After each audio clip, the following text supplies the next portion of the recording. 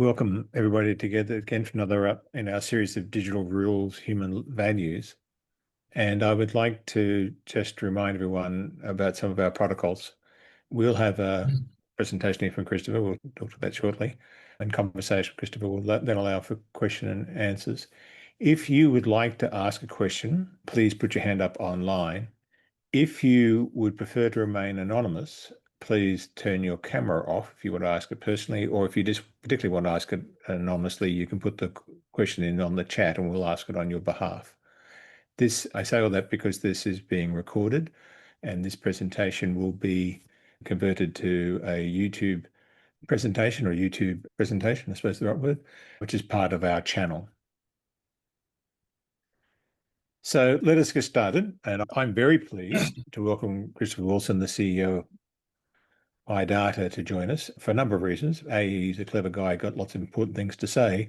But secondly, because MyData Global is one of our key partners in presenting the seminar series together with Global Solutions and with CG in Canada. And MyData Global has been particularly active in the back arena. Shout out to Julia Lau and others who have been helping us with identification of speakers and sharing ideas, etc. So we very much appreciate that.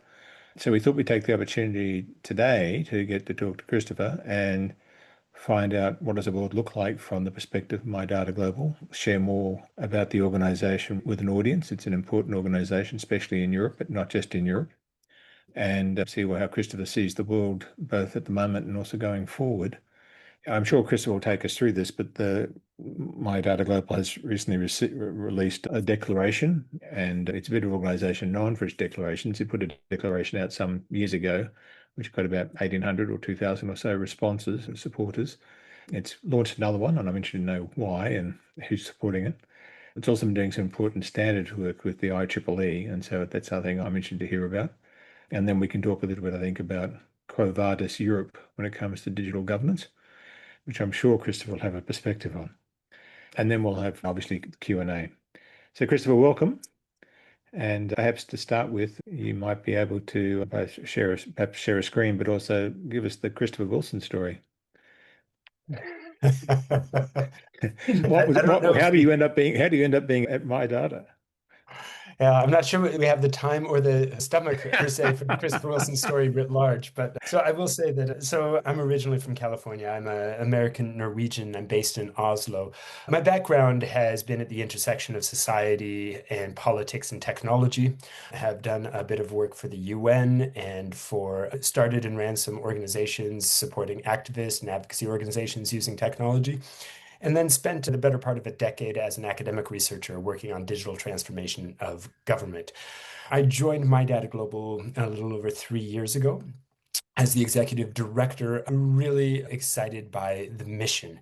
And the mission is as to give people more control over the data about them, because we believe wholeheartedly that doing so is good for people. It helps them manage their lives. It helps them manage their outcomes, but it is also good for society. It's good for business and innovation, and it's good for the internet we want to live in. I lead the team from Oslo, and yeah, let me share my screen and share a couple of thoughts about why that is important and what it looks like.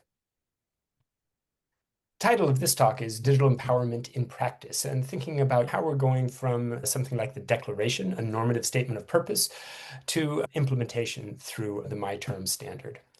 So firstly, I think we can all agree that something is not quite right with the internet today. This isn't about Denmark per se, although there's plenty of things in Denmark that could be critiqued. This is perhaps more of a post-Oscars Shakespeare high, but there's an uneasiness I think many of us feel about something wrong with the way the internet works.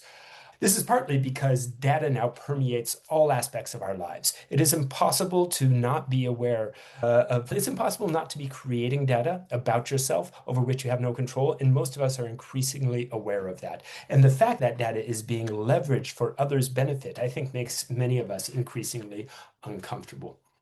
At bottom, we would argue that the problem here is that the internet is constructed on a logic of exploitation. It is constructed on a logic whereby those who are able to collect as much data as possible, ideally without people's consent, are able to benefit from it financially and to monetize that and to benefit operationally as well.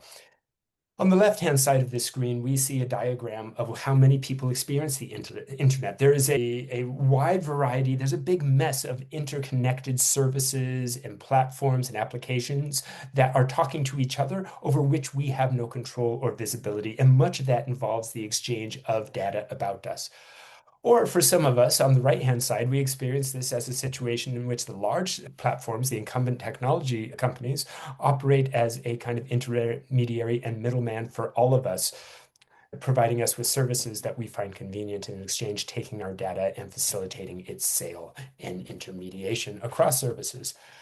Whether we find ourselves in this situation of low integration and some personal control, or high integration but no personal control, people struggle to understand or control how their data is being used. The benefits are not equally distributed. They're concentrated among large organizations. And opportunities for improving real life outcomes, for managing my health data better, improving my health outcomes, for managing my certificates and educational records and improving my access to job opportunities, for improving the way my social benefits are administered, for thinking about how I regulate my smart home. All of these things, there's opportunities to take more control of our data and have real life benefits, and these are blocked. They're stymied by data silos and by business incentives, which keep that data locked up away from us. At the bottom of this, I think we would most agree that consent is broken and that the problem is structural. It doesn't have to do with how terms of service are written. It doesn't have to do with how individual people are educated to read terms of services. The basic infrastructure of the internet is broken. And this is not just Denmark. In fact, we have a tendency to talk about the contradistinction of data governance systems in, for example, US and China as two scary scenarios. But in Europe, these problems are just as real and immediate as anywhere else. This is a global structural problem with how the internet is built. So, my data is a global association built to try and address this. We are a large community of more than 100 businesses and organizations, cities, federal governments, nonprofits, large companies, small startups, and we have 16 hubs on 6 continents. We're focused on building solutions. Our members are designing platforms and services that give people more control in order to create value for individuals, for businesses, and society. And we're interested in setting the standard. So in addition to the My Data Declaration, we provide awards for human-centric businesses and thought leaders and regulators. We produce white papers and think pieces and reference implementations and such. This is based on principles of human-centric control, individual empowerment, portability. And we have several working groups working on different issues. These are some of them, focused on children, health data, data literacy, skills data, etc. So I'm just going to move quickly through this. It is a global community. It's very active in some countries, less active in some countries. There's a lot of cross-country collaboration, but it is an active community that is constantly redefining itself in the face of emerging technology, emerging challenges. And there's a lot of mobilization right now around what's happening in Europe, which we will also talk about. So to articulate what this community wants to do, we have recently rewritten the My Data Declaration. And I won't read through this in detail, but I will note that the reason we did this, per your question, Paul, is that the previous My Data Declaration was quite long, quite complicated technically, and it also addressed a static point of technological development that didn't necessarily adequately address some of the emerging technologies we're seeing now. We wanted something that was much more concise, which most people would understand intuitively, and so we have drafted this version here. But the basic punchline here is that we want people to be empowered by their data. That implies the ability to use it. That implies greater agency so they can assert their rights. By extension, that implies safety and protection, and that by understanding how data is collected and used, we can control that use for our own benefit. Our goal is to create fair ecosystems that are transparent and human-centric. And we ask you to join us in that mission. Membership in My Data Global, support for this work is open to anyone, organizations, and individuals. But even this, there's a lot of text on the screen. So to simplify it a little bit, to give us easy instructions for understanding it, The idea is that people should be able to understand how data about them is created, stored, held, shared, and used to benefit themselves and others. And once they understand that, they should be able to control it. So this, I think, is something that most of us can get behind. This would be a wonderful internet in which to live. But how do we get there? Because again, what we have now is a chaotic environment of most of us have some control, but if we do, there's no integration of our data. The more we integrate our data, the more that's done by big tech companies who do not do so for our benefit. So how do we get to a situation of highly personal control and integration, use, and benefit from our data? I would say, fear not, there are tools. Some of the images here, this is complex. This doesn't need to be read, but I do want to highlight that for the past 5, 8, 10 years, My Data Global has been working with the community to build tools. Some of this has been labeled as My Data Operators for human-centric data intermediation platforms and services. Over 70 organizations have been awarded operator status since 2020, and there is a white paper describing how that happens and what's required to set up human-centric data intermediation. And increasingly, we see more and more types of businesses and services emerging from the community that provide concrete tools to users and to businesses for B2B services to create human-centric services. But what I'd like to focus on today is something with a tremendous potential to scale, and that is the My Terms standard. So this is a global standard that was launched by the IEEE in January after 8 years of work. Its technical name is IEEE P7012, and it is now being incubated, as it were, and prepped for implementation by the My Terms Alliance, which is currently composed of Customer Commons, My Data Global, and the IEEE. So, what is it? It's a new global standard. It is a standard that lets individuals express their own terms for sharing data, their own preferences. I would like to share my birth date, but not my city of birth with this kind of service and that kind of service, but not that kind of service. I would like to only share my traffic information, but have it anonymized with that type of service. And these expressions of preferences are machine readable and they're legally valid agreements. So this is a manager of the relationship, and it's management of the relationship between organizations that process and hold and collect data from individuals and those individuals themselves. Importantly, both sides of that relationship keep an agreement of the record in machine readable format. This is an approach, it's a standard that directly addresses the cookie fatigue requirements that are highlighted in the recent EU digital omnibus. But it's important to note that this is a standard. It is not a technical implementation. The technical implementation is still coming. But this is important. Why this matters, this flips the script on its head of how we traditionally think about consent when working online, because the individuals become the first party who send out their preferences, and then organizations are able to respond to those and accept those preferences and then abide by them. And that becomes a contract. So it's enforceable. It's not just symbolic. And this moves beyond cookies and consent banners, all of those things we are tired of clicking on. It enables us to automate that. It makes it easier for users to be on the internet without being frustrated by the endless click of contracts we don't understand. And it reduces the compliance costs and the burdens and the risks for organizations. So the way it works from a technical perspective, and I'm going to keep this very high level, is that there are a number of potential agreements that you'll see in the middle here. You can think of these as model contracts, different ways of sharing that are distinct to specific sectors and have different terms. Now, a person can use an agent, and this could be any kind of agent. It could be something that they vibe coded themselves, or there's several apps being developed right now to cater to this. And that's how they set their preferences before they go out onto the internet. And then that agent will interact with organizations who have flagged that they are willing to accept My Terms standardized agreements. And there's a machine-to-machine negotiation and a contract registered for both parties. But importantly, it gets much more complicated than this, but this is the simple version of a fairly complicated diagram.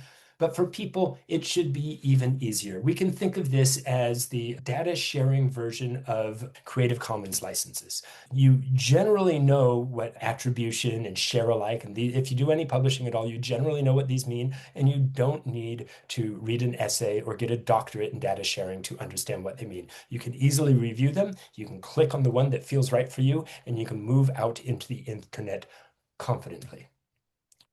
So that's where things are at right now. Right now, we have a globally endorsed standard by the IEEE, and we have a policy need that is widely recognized. We have a global advertising industry that is faltering and struggling to come to grips with the fact that it's got a lot of bad data because people are so dissatisfied with the way consent does not work. So what we need now is implementation. To move that forward, the My Terms Alliance is setting up a technical webinar series starting in April that will provide demos and probably some collaborative development as well of apps for implementation for users of the My Terms standard. There's also going to be some collaborative development happening live, first at the IIW workshop in California at the end of April, and then at the CPDP in Brussels in May. And we expect more of these types of events where we'll be welcoming innovators and startups and technologists who would like to be part of building these solutions to get involved. And there's ongoing development of the the My Terms Alliance, which is going to be probably the custodian of sorts. We expect this will hopefully be the place where the different registries will be held, keeping track of all the different agreements that are entered into, all the different model contracts, which organizations are accepting My Terms and validating that those terms are respected, and also keeping track of the trust marks that are awarded to companies and other organizations that accept My Terms. So my big pitch to the people on the call here is to get involved. You can do so by joining My Data Global and sign the declaration. We've just released it, so there's very few signatures on the declaration now. There were a few thousand on the former one. So if you get onto the webpage and you sign that declaration now, you will be one of the first in the list. I think we're still under 100. So join now and join easy and join the community. Start connecting with the other thought leaders and the innovators and the startups that think this type of work is important and are actually building real life solutions. You can also join the My Terms working group on the My Data Slack. There's a channel there where people are contributing different ideas and happenings and events, so you can get on board there and be part of that conversation. And if you'd like to be more hands-on, direct involved in My Terms and its rollout and implementation, you can get on the waiting list to join the Alliance and to join the IEEE Industry Connections Working Group, where they will be developing white papers and such to facilitate implementation development. And there's an email address there. On my last slide, there will also be a QR code, and hopefully my email address is in the information you have for this webinar. So you can also get in touch with me if you don't find the links online. But yeah, we would love to have you involved. Our community is growing and it's an exciting time. It's a momentous time. We're really at a precipice now for deciding what the internet is going to look like for probably generations to come. Yeah, we would welcome you to join us in that work. And kept it pretty concise there, Paul, so we can have a conversation now.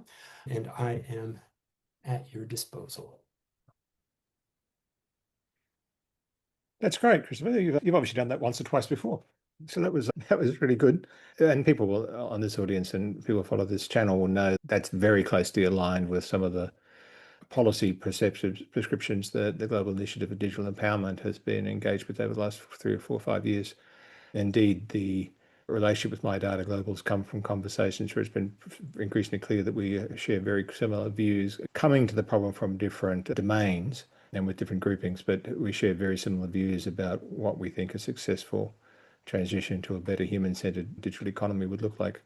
We'll be signing the declaration and certainly very pleased to see the IEEE work, which I think is very useful for the additional work we do in Brussels and elsewhere to point out to policymakers that there's a lot of component parts for the new vision in existence, which they're not aware of. Indeed, they're not aware of often because the only people who go and see them are the big tech players. No criticism of the big tech players, they've got to do their job. But often MEPs and others don't necessarily hear of things that are going on. And so being able to add this, I know you do this work, but we do too, of adding component parts in and be able to share with people, here's how you could change to things, and here's the component parts are available. This is all feasible. It's not a la land type conversation. What's been with the standard, let me start off with the standard. They take a long time, especially with the IEEE. It's never an easy process from experience. How much of that IEEE community has ended up being engaged in it as well and as part of the launch thing? How broadly across the tech sector did you get engagement? So the IEEE process is indeed it's a challenging and a lengthy one. I think I mentioned that drafting of this standard took 8 years, and we do have some people who are part of that on the call here, and we can loop them in for specific questions about that. I was not personally involved, but I do know that the IEEE process is continuing. So what's happening now that the standard is finalized and approved is it is moving onto a platform called Industry Connections. And what that means is it's a chance to really reach out much more broadly to industry and to bring stakeholders from industry into the process of designing what the rollout and the scale up will look like. So that's something that is just getting started right now. I would imagine in the next few months that's going to be up and running, and then we'll have a IEEE platform where that work is actively ongoing. And that will probably involve things like writing white papers to design what the different registries will look like, what the data architecture will look like for that, what kinds of authorities and governance mechanisms are required in order to award and monitor trust marks for the companies that receive and honor my terms. So there's going to be a lot of really technical and governance focused work going on there under the umbrella of the IEEE, we expect, at the same time as we'll be continuing to do more community support and development work for the service providers on the community side, together with Creative Commons and some other partners. So Sorry, customer. I've got two follow-on questions to that, or one observation and one question, and then perhaps we'll open it up to questions from the floor. First of all, for those who are involved in the IEEE ongoing process, the one aspect that Guide has been heavily engaged with, and we get increasing traction in sort of political policy discussions, is we argue that to give people fully empowered capacity to make decisions about what's feasible for their terms for their data and to be able to negotiate with scale is to potentially have roles for intermediaries, particularly sort of larger groupings, letting people come together in larger groupings and be able to negotiate from scale and having experts who give them advice about details of the nature of the markets. Where I can see that standard is incredibly useful is actually the implementation of those sort of negotiations. And I very much like this idea of selection of smart contracts and things. We've talked about that. But I suppose I would just add that to the mix for people to be thinking about, we should get engaged in that, but in the design stage such that there can be a model can exist, which is individual, not just to it can be an AI agent, it could be an AI agent do it, or it could be individual to my expert advisor, who then helps me use that sort of process and helps me negotiate and gives me, here's a series of contracts we've negotiated with big players already. Would you like to be part of one of those? All combinations could emerge, but just have that capacity within the model would be good, because I think one of the things we have found in our analysis over 7 years now, 5 years, is that one of the challenges of the GDPR was that essentially it's pitted individuals against big companies and big society and there's been no point of leverage for the individual. And so while there's lots of rights, there's limited structural economic capacity to actually achieve them or get the benefit of those rights, might be the way of putting it. I think you're giving really important tools here. Having that ability to have that rights of association and therefore scale, I think is important. So I'd make that observation, and we perhaps think about how in the ongoing work, the technical implementation work, there's no way in which it's designed such that's not possible. Not that it has to be compulsory, but that you don't end up with a final design where it's not possible for the individual to actually be represented by someone during the process. Yeah, so I suppose that's everybody got a reaction to that, but that's No, I think that's right. And I think that really ties back to your earlier comment about the multiple components, because at the end of the day, this is a generational project to rewire the incentive structures of the data economy. And that doesn't happen through any one magic bullet. You do need lots of different components. And so we see the emergence of new technologies and new technical capacities for data sharing, increasing societal frustration with the way the market works. We see laws, good and bad, and all of these things things are important ingredients and there's more. But this one feels like it could be a real significant mover of the needle in that it provides at least a common, well, a standard, not put too fine a point on it, to align behavior and to highlight the economic benefits of doing so.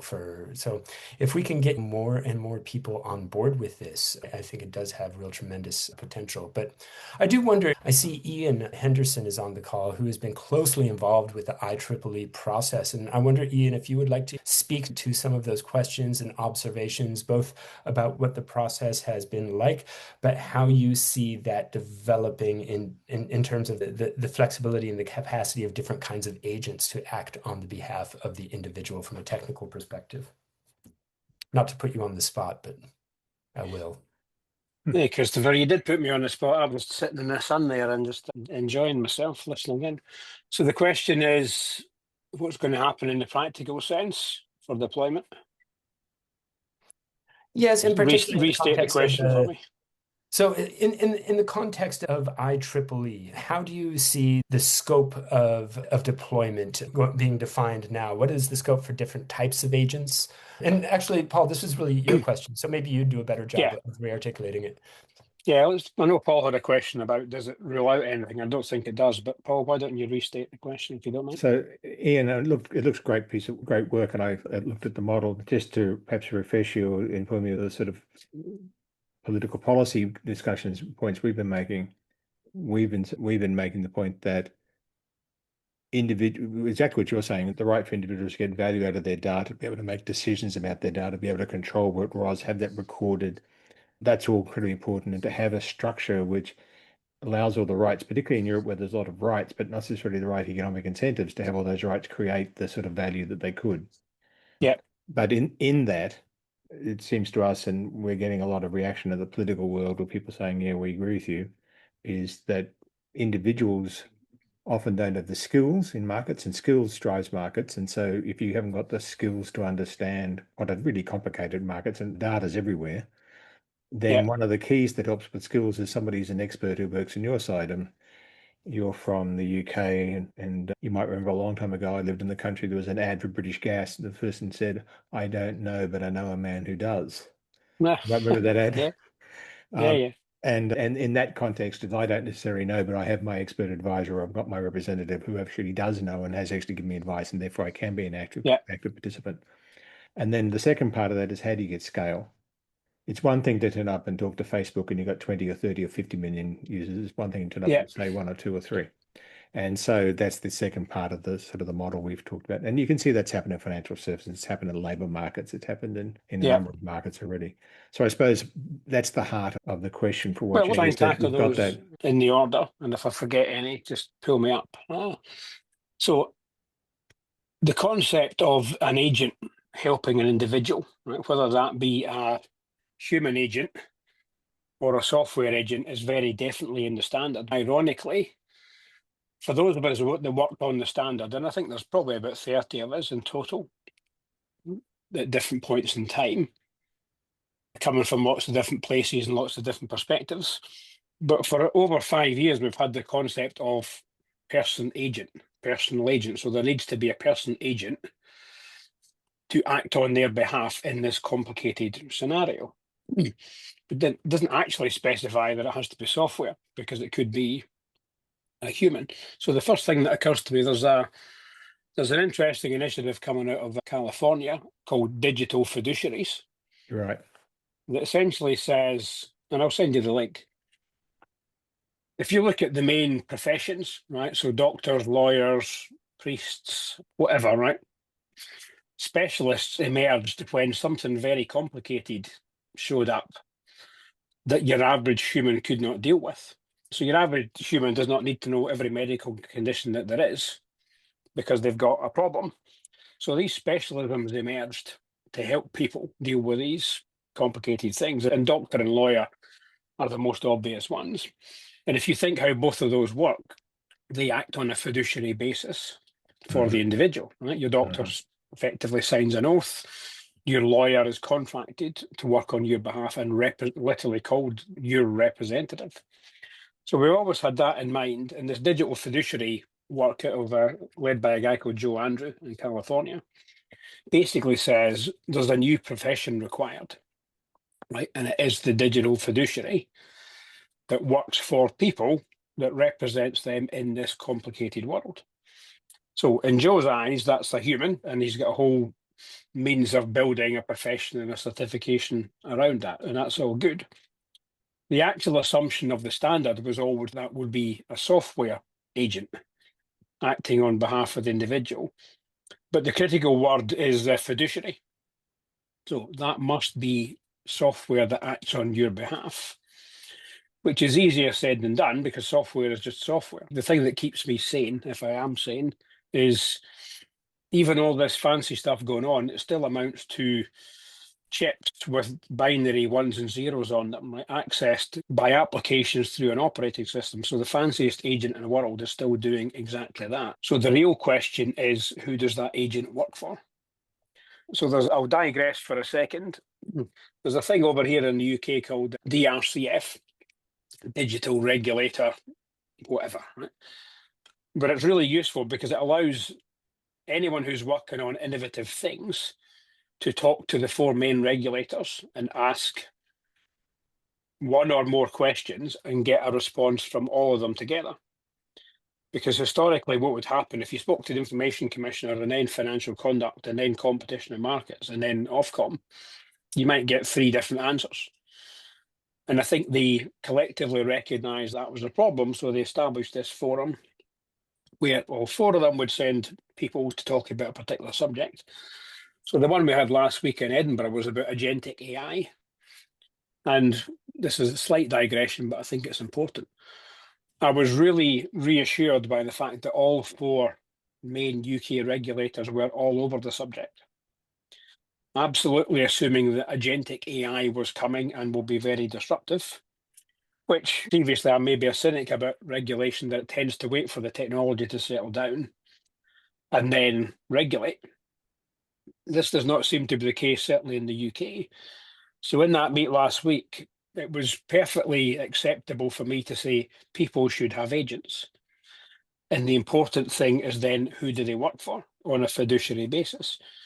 And I think you've got similar regulations in Australia, but there was one in the UK about 20 years back called the Retail Distribution Review, which was about financial advice. And the reason that's very helpful, it literally made every financial advisor choose what side of the fence they were working on. Do you work for the individual, in which case you're paid for by the individual or the household? Or do you work for the big financial services provider? You can't be both. You have to be one or the other. So that's the main point I was making to the regulators is, yes, there's all sorts of stuff going on, but you must assume people can and should have fiduciary software agents acting on their behalf. Yeah, and fiduciary meaning... We have that whole model of fiduciary obligations quite written in our documents and papers, and so there's a lot of overlap. And the second part, so I think that's an important. I think most countries have got that agency law boiled in there. The good concept of fiduciary obligations goes back in most countries for all of those areas where you've got asymmetric information on an individual. As you said, priest and somebody in the parish, servant and the doctor, patient, those things. I think the other thing I'd add to it, and then perhaps we'll open up, let people put their hands up. And then I've got an answer for your question about scale. So that's so the second part about is, it's one thing to have a fiduciary. The second thing is, how do you actually negotiate terms and open new parts of terms through markets? And so what we've seen in labour markets and in financial services, but labour markets is a good example, is that representation, traditionally unions, but other forms of representation, they have over time not just expanded the money people can make from their labour, but they create new spaces in the economic discussion for representation and aspects. So in this country, superannuation for the whole issue of savings for the future, skills development, and that sort of thing can be done by machine, maybe for a form of AI, I don't know. But at the moment, as far as I can see, that's coming. Humans are going to make a big difference to it. So that's the only thing I say about that, adding into the human thing, is the ability to see in the market where's the space where I can grow the rights of my client, my representatives, the people I represent. I can grow out what can be feasible for them. So what do we? Oh, you wanted to say one more thing, and then we'll open up. The point about scale. The 2 points. one of your earlier points was, could this be done as a collective? Absolutely. But I think there's an interesting thing about my terms because it really operates on multiple levels. Right? At the top level in the standard, it's basically about manners in the social contract. And essentially it says, do not do stuff in the digital world that would not be acceptable in the real world. Just don't do it, right? It's bad manners. Why would you expect it to be acceptable? You've then got level 2, which is the protocol, which I tend to think of a bit like DocuSign, right? You just got two parties need to sign an agreement. You don't need 100 different versions of it. You just need propose, discuss, sign, record. And then you've got the implementation level that says, okay, you could do that as an app. On the person's side, you could do it as a browser, you could do it in an operating system, you could do it as a browser plugin, you could do it as a wallet, you could do it as a smoke signal, frankly. There's any number of technologies, each of which has got different implications. So that's a background point as the standard can be seen at these different levels. So there's no one, everyone must adopt this thing and it works the same way everywhere. It's quite fluid. Mm-hmm. And I don't think it's not going to be a big bang overnight and everyone switches to that model. So let me talk about scale and then come back to anything I've missed. I think our route to market is not to go after the big guys first. The big AI and big tech is not going to be up for this anytime soon. But last time I looked, right, there's something like 500 million organizations in the world. I think 499.999 million of those are not doing that bad manner stuff, right? They're just trying to get by. They're just trying to be a cafe or fix your car or whatever. So small organizations that are not doing stuff they shouldn't be anyway. Public sector, because public sector is not doing stuff that they shouldn't be doing because they're not allowed to, in theory. And regulated businesses, regulated sectors, banking, financial health services, and medical are also typically not doing those things. So I think that's the type of organization that's the early adoption path. And I think the route to them is through people like WordPress. So WordPress is a fan of the standard, a fan of the work, actively in the pipeline for My Terms Alliance. And I think it's something like 35% of the world's websites are running on WordPress. Yeah. So if we can just get this trust mark shows up that says that if an organization is showing this badge on their website, that means they've gone through a process, they understand what they're signing up for, we've done a bit of due diligence, they're going to put the badge on the organization side, the server side, and the individual is going to come at that with an app or a browser plugin or whatever, and that dance then happens. So I think the scale comes from not going to the big guys first in terms of the ones with hundreds of millions of individuals. There's an interesting facet to the standard, though, which basically says, if I ask an organization to accept my terms, and either they don't hear it in the first place because they're not listening, or they hear but reject, I just keep a record of that. So over time, when it's only Ian saying, I asked Facebook to respect my terms and they said no, that didn't matter. Once there's 1 million of us done it, okay, it still doesn't matter. Right? Once there's 100 million, okay, it's starting to get a bit annoying. So I think there's that kind of behind the scenes naming and shaming aspect. All right. So I know that was a bit of a rant. Did I answer? No, that's good, Ian, and it's really give us more detail. Why don't we just see quickly, see if there are people who'd like to ask any questions or make any further observations. And if you do, just put your hand up online or wave your hand around on the screen. We'll see you that way too.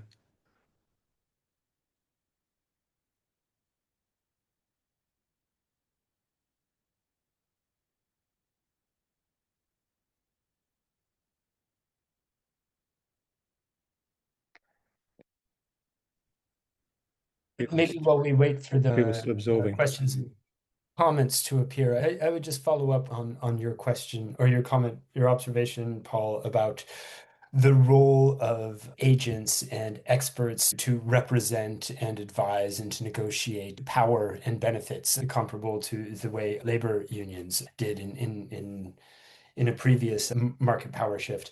And I think it's not clear to me how my terms agents would do that, but I think it does fit together much in the same way we were discussing the puzzle piece earlier. I think one obvious type of initiative for that kind of work are data trusts and data collectives, which have been gaining speed very slowly for the last 10 years almost. But I think now, as we start to see data spaces emerging more significantly with potential integration and participation of natural persons, the potential for both fiduciary agents and data collectives and data stewards to play that kind of role could only be strengthened by widespread recognition and acceptance of something like the MyTerm standard.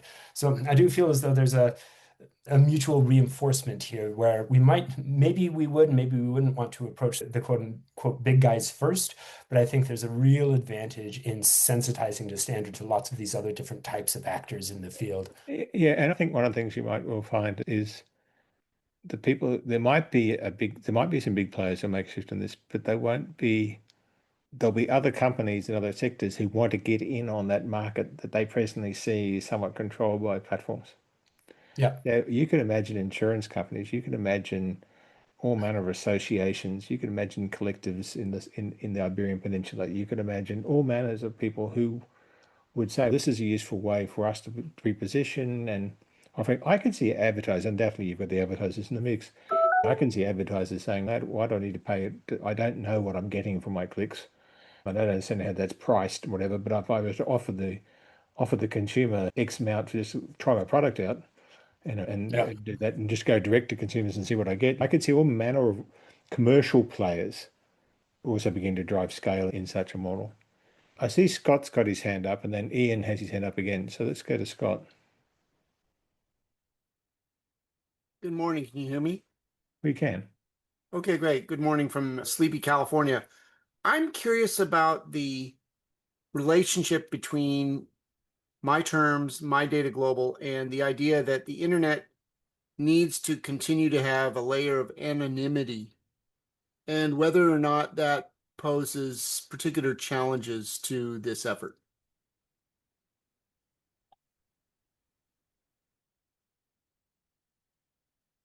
That's an interesting question. Maybe I'll take a first stab and also I'm sure Ian has a comment on that. So my initial high level response to that would be that anonymity is not compromised structurally by the standard or by my data global's work otherwise, but it really is something that's an aspect of control that is and should be put in the hands of the user. So I don't think that there's anything in the standard that requires a link to external credential or ID platform. In fact, I think that some of the implementation app work that Ian is working on otherwise has an identity component which facilitates anonymity. But actually, I think you're probably better positioned to speak to that from a technical perspective, Ian. Yeah, sure. Hi, Scott. Yeah, I would agree with Christopher. I don't think there's any anonymity concerns that arise from my terms. There's no central registry of people, never envisaged, never required. So there's no honeypot being built in that model. Can I ask a Does follow-up that question? answer your question, Scott? Yeah, a follow-up thought. I'm wondering if, let's say in a future scenario, we have a bunch of users who have declared that their wishes have not been agreed to by a particular actor. And then the question is, how do we know that those utterances, those declarations, are in fact valid and not some form of, if you will, new form of social attack on institutions from anonymous accounts that may or may not be real? Just a thought. Yeah, so that requires governance mechanisms and some infrastructure. And that's something that we'll be working on both in the IEEE Industry Connections platform and also in the Alliance more generally. But it probably requires some kind of full-time staff that has specific protocols for when and how they investigate complaints and document that. And there needs to be online dispute resolution mechanisms. So I think that the types of legal actors that engage with online dispute resolution are probably one of the key stakeholders that we're going to be looping into this in the early stages. But what it looks like in detail, I think, is still a big question mark. But just also to quickly follow up on your earlier question, I think it's worth thinking about it a little bit concretely in terms of the choice of anonymity, right? So if this is successful in the near term, it will obviously be integrated into the EU's digital wallet and identity platforms, right? So that you can, through your wallet, set your preferences according to my terms, and then hopefully that will scale quickly so that participants in data spaces and public agencies and other companies will have the option to engage with your wallet to accept or not accept those terms. And that will always be linked to your identity. So I will always be Christopher Wilson when I'm using it through my wallets. But if I want to, I can go to an app like some of the ones that are being developed right now to facilitate my terms, and I can set up a separate account where my identity is anonymous, and I can use my terms through that anonymous identity there also. So it should facilitate user choice about anonymity, and I don't think there's any kind of categorical, it doesn't affect it as such. Thank you. Ian, I had a follow-up question which then relates back to the one that Scott asked. Yeah, go for it. In the model, where is then the linkages for value transfer and particularly financial value transfer? The point I was going to make anyway, so I can put my hand down. Once you get into the agreements themselves, so the standard is effectively the means to point to agreements, and then the first 5, there's 2 different types of agreements so far. First one assumes relationship, right? So this is 2 parties getting together, go for an ongoing relationship, right? The phone company, the bank, the car company, the financial services, the doctor, etc. So relationship agreement is one type, but the other one is contribution agreement. And there's 3 of those. I want to contribute my data for AI training, data for good projects, or intent, right? So I'm in the market for a car or whatever. So I think you're right, Paul. There's absolutely commercial stuff in here for organizations that want to engage in this new way. These agreements are not about privacy, they're about data sharing, just good data sharing. So does that help? Which brings me back to Scott's point, which is, and we envisage that's the case, and there are players who are doing that in either people that are doing the stuff now with helping people to have some control of the data coming out of their cars, and then they say they've got numbers that says that's worth 350 or 400 euros a year at least. As soon as you've got data transfer, one of the things that is, as someone who's had long experience working in governments are generally siloed, and as a consequence suffer multi-personality disorder. So there'll be all parts of government saying, I want about freedom and there's no compulsion and people have choice, etc., until you get anywhere near close to A, the security people, or B, the people who do the taxes. Once you get near those people, that's out the window. And so we know when you get to financial transactions, know your customer is key.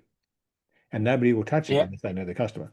So you can see, Scott, there may be opportunities for people to be anonymous, but as soon as you get anywhere close to there being a dollar floating in this stuff, anonymity will be out the window. Let me take that point, because there's actually something very much in the works, right? So if you take a step back from KYC, it says an organization should know their customer. So I would contend, and frankly, I'm working on, who is the best person to know the customer? I would contend it's the customer. In the current model, individual is asked by an organization to provide some evidence that asserts something. Here's who I am, or I'm over 18, or whatever. Organization then takes that usually to another party and says, what do you think of this evidence? And the other party is going to say, great, let them in, or don't let them in, or ask them some more questions. If you change that model and allow the individual to bring proof, right, not evidence, that's one of those tides that floats all boats. And it's perfectly valid if you go right back to the My Data principles. If you organize around the human, you can think about things an awful lot differently to what we do at the moment. Right? So it's absolutely not going to happen overnight. But when you architect around the human and build tools and capabilities and agency on the side of the individual, a lot of the current assumptions go away. I'll tell you, what time do we need to close? We should reasonably soon, but we've got other questions. If we can, perhaps we'll ask Josh he's got his hand up to ask a question. Yeah, thanks, Christopher, for a presentation, and Ian for your input and your answers. I think it's a really good standard to set. Specifically, I'm interested in the notion of personal data agents. So I was just wondering where you see inference happening for those personal data agents. whether it's on device or private or public cloud? And how does that choice affect trust and control? So, in the interest of time, my 30-second answer would be it depends. I don't think that's dictated by the standard, right? We could imagine personal data agents operating on the edge or in personal or private or public cloud, all using the standard. We'd like to see the standard scaled to all those types of solutions. Obviously, from the My Data global perspective, some of those solutions are better than others. We're keenly interested in the potential for fiduciary agents and data control on edge, and would love to have a follow-up conversation about that. But I think the standard cuts right across those different use cases. Yeah, agreed. It's really technology neutral. Josh has got a lot of careful thinking about the distinction between control of inference and how inference gets used in systems, and which I think is very interesting. And I think it would complement a lot of the stuff you guys are working on the standard, because, and I'm not talking on behalf of Josh here, I'm just making an observation. No, anyone who's working in that space, we would be delighted to have their input. It is quite an interesting, because we need it, frankly. That's if I'm being honest about, through the development of the standard, as we mentioned, it took 9 years. And none of us would have believed how big it is and how important it is when we started. Probably wouldn't have started if I'd known it was going to take 9 years. Sure, yeah. But partly through the rise of AI, and agents are now just a perfectly logical thing to talk about, the importance of the work has got bigger and bigger. So you've still got a hardcore, a small number of people who've been working on this thing for many years. And we now need to multiply that by 100, frankly. Lawyers, technology people, data people, policy people, you name it, we need more of them.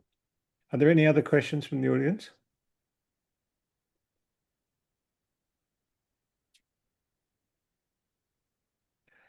Listen, Christopher, I think that's been a great presentation. Thank you, Ian, as well.